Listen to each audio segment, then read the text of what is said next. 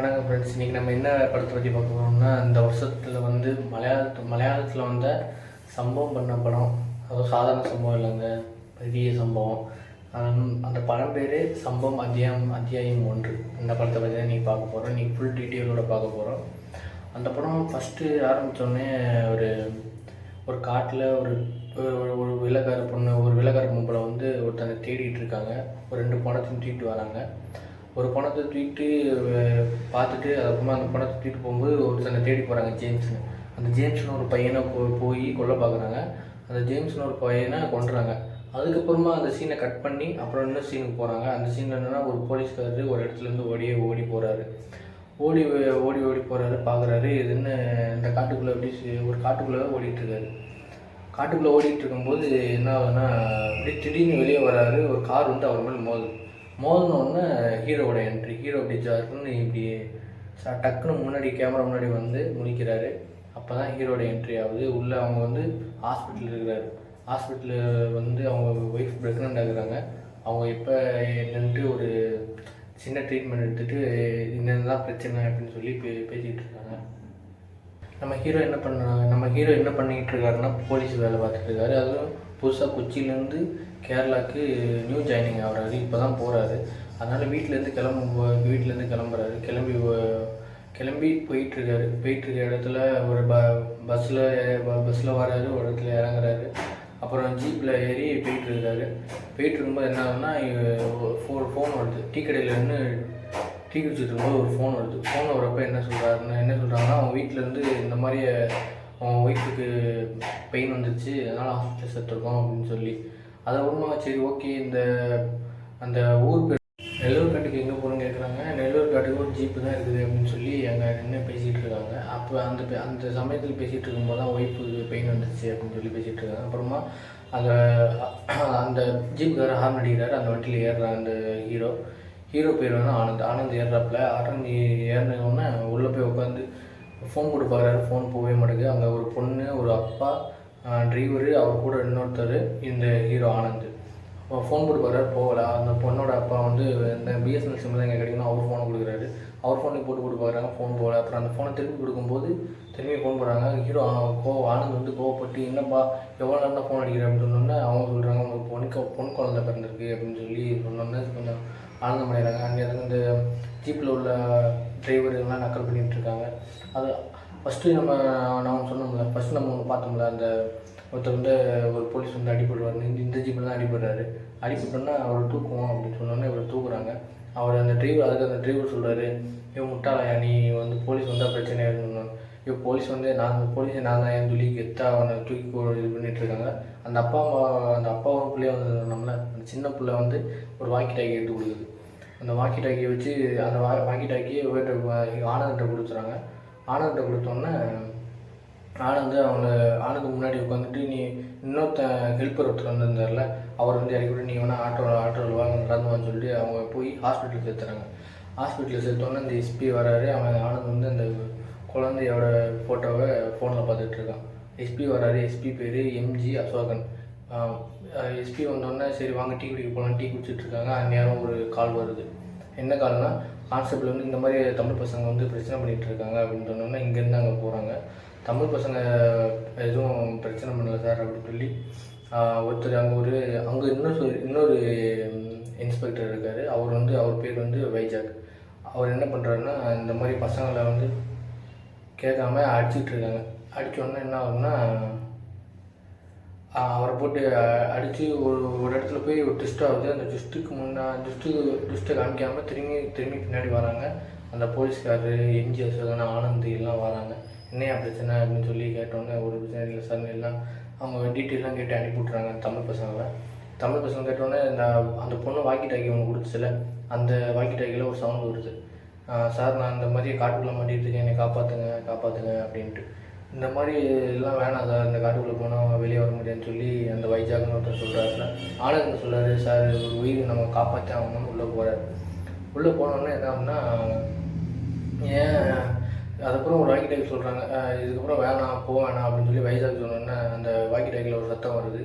Sir எனக்கு குழந்தை பிறக்க போகுது, இன்றைக்கி தான் அந்த குழந்தைய பார்த்தே ஆகணும் அப்படின்னு சொல்லி சொன்னோன்னே ஆனந்துக்கும் அந்த கனெக்ட் ஆகுது. சரி நம்ம குழந்தையும் இன்றைக்கி நம்ம பார்க்க முடியலையே, இவரால் பார்க்கணும்னு சொல்லி உயிரோட காப்பாற்றணும் அப்படின்னு சொல்லி எம்ஜி அசோகன்ட்டு எஸ்பிட்டு சொல்கிறாரு. எஸ்பி என்ன சொல்கிறாரு, நான் அவரை காப்பாற்றி அவரை காப்பாற்ற முடியும் இல்லையா, அவரை நான் பார்த்தே ஆகணும்னு சொல்லி காட்டுக்குள்ளே போகிறாங்க. காட்டுக்குள்ளே போனோடனே என்ன ஆகுதுன்னா, இந்த மாதிரி பக்கத்தில் தான் சார் நிற்கும், நீங்கள் எங்கே இருக்கீங்கன்னு கேட்டோன்னே பெரிய மரம் பக்கத்தில் தான் சார் நான் நிற்கிறேன் அப்படின்னு சொல்கிறாங்க. அதுக்கப்புறமா தமிழ்நாடு போலீஸுக்கு ஃபோன் அடிக்கிறாங்க. ஏன்னா அவர் அந்த ஃபோன் போட்ட ஒரு பேர் வந்து ஸ்டீவன் ஜார்ஜ் வந்து தமிழ்நாட்டுக்காரன்னு தமிழ்நாட்டு போலீஸுக்கு ஃபோன் அடிக்கிறாங்க, பார்டரில் உள்ளவங்களுக்கு. அவங்க ஃபோன் போட்டால் இந்த மாதிரி ஆளே கிடையாது அப்படின்னு சொல்லி ஒரு ட்விஸ்ட் வைக்கிறாங்க. இப்போ இதுதான் block twist, first block twist வச்சோடனே எதுவுமே இந்த மாதிரி ஆளே இல்லையா அப்படின்னு சொல்லி கொஞ்சம் பதறாங்க. அதுக்கப்புறமா திரும்பி ஃபோன் போட்டு சார் அவர் பேர் ஸ்டீவன் ஜார்ஜ், இந்த மாதிரி அவருக்கு கூட இருந்தவங்க முத்துவேல் பாண்டியன் அப்படின்னு சொல்கிறாங்க. முத்துவேல் பாண்டியன் வந்து அவர் தமிழ்நாட்டுக்கார் சொல்கிறாரு. முத்துவேல் பாண்டியன் வந்து எங்கள் அப்பா சார், எங்கள் அப்பாவும் ஸ்டீவன் ஜார்ஜ் இருந்து 35 வருஷம் ஆகுது அப்படின்னு சொன்னோன்னே இவங்களுக்கு பெரிய ட்விஸ்ட்டு வந்துடுது. ரொம்ப பதறாங்க. பதறினோடனே என்ன ஆகுதுன்னா சொல்லி சார் நம்ம இவங்க சொல்கிறது பொய்யா கூட இருக்கலாம், நம்ம தப்பிக்கிறதுக்காண்டி வைஜாக் வந்து போங்க சார் நான் திரும்பி போகிறேன்னு சொல்லி போகிறாரு. அதுக்கப்புறமா அந்த போலீஸ்காரரும் அவரும் போனோடனே கொஞ்சம் தூரம் வராங்க. வந்தோடனே அந்த வாக்கிடாக்கி சத்தம், சார் இங்கே ஒரு போலீஸ்கார் செத்து கிடக்காரு, அவர் வந்து கேரளா பேர் எம்ஜி அசோகன் போட்டிருக்குன்னு சொன்னோடனே இவரை பார்க்குறாரு. ஆனந்த் வந்து அவரை பார்க்குறாரு. எம்ஜி அசோகன் தான் எஸ்பி பக்கத்தில் நிற்கிறாரு, இவர் எப்படி செத்து கிடப்பாரு அப்படின்னு சொல்லி பெரிய ட்விஸ்ட்டு காமிக்கிறாங்க. ட்விஸ்ட்டு காமிச்சோடனே இந்த வைசாக் ஒரு கேரக்டர் சொன்னோம்ல, அவர் பேர், சாரி நான் தப்பாக சொல்லிட்டேன், அவர் பேர் ரெஜி என்ன பண்ணுறாருன்னா ஒரு புதக்குழியில் மாட்டிக்கிறாரு. புதக்குழியில் போய் காப்பாற்ற போகும்போது என்ன ஆகுதுன்னா, அந்த பூமியில் ரத்தம் பட்டாலே டைமில் போயிடுவாங்க.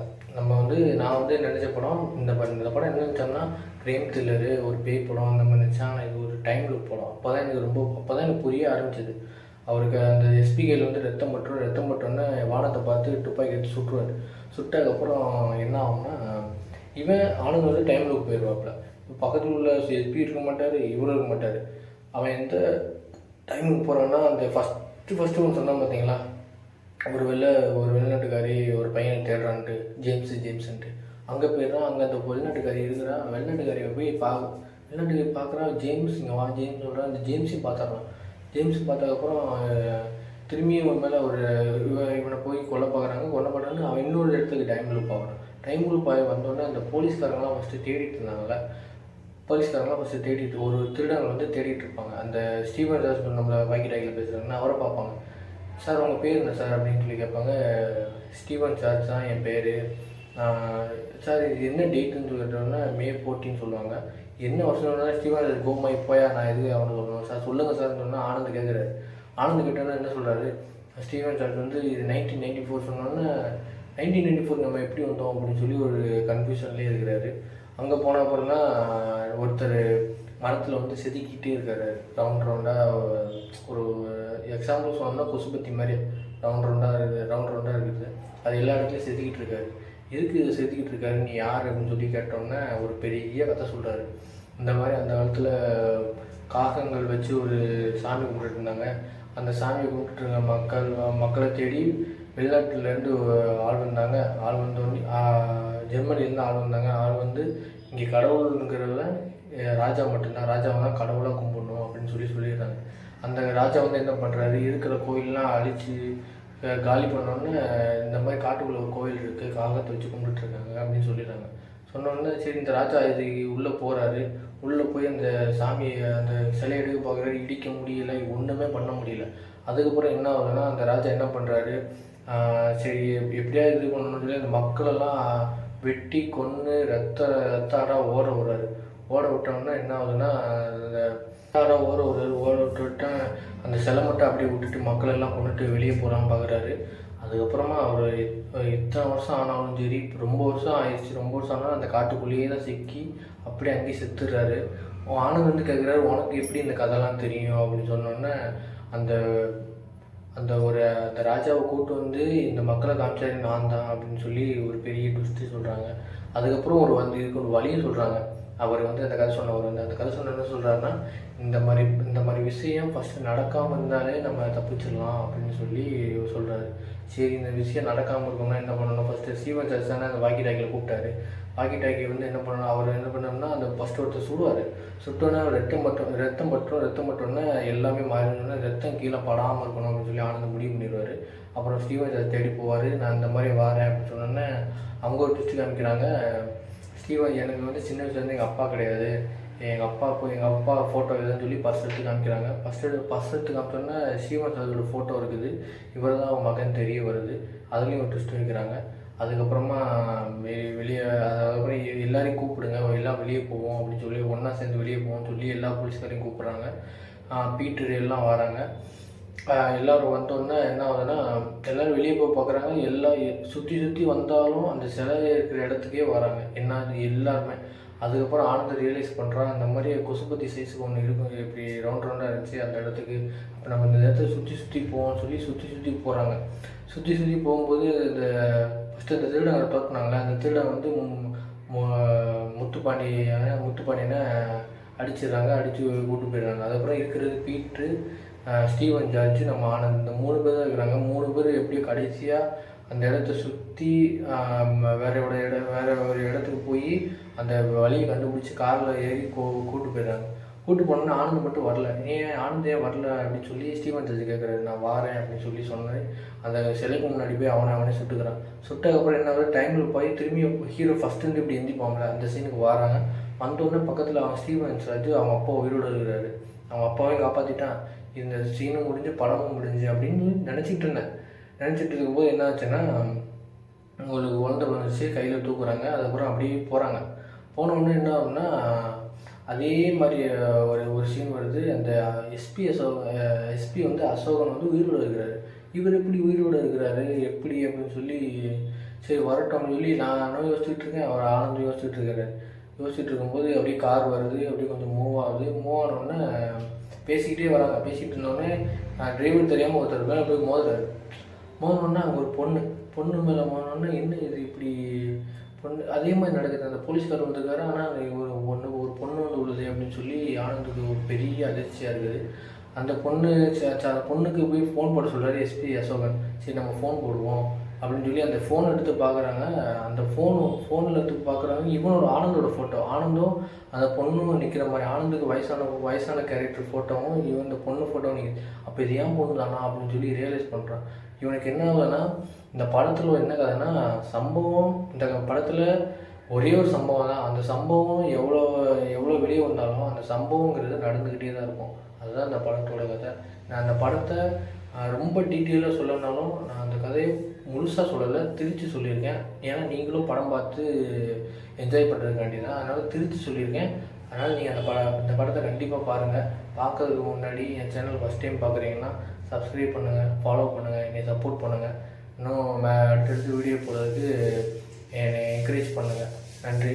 அப்புறம் என்னோடய இன்ஸ்டாகிராம் ஐடியும் ஃபாலோ பண்ணுங்கள். அதையும் நான் கீழே டிஸ்கிரிப்ஷனில் கொடுக்குறேன். இன்ஸ்டாகிராமே ஃபாலோ பண்ணுங்கள், சப்ஸ்கிரைப் பண்ணுங்கள். வணக்கம், நன்றி, பாய் நண்பர்களே.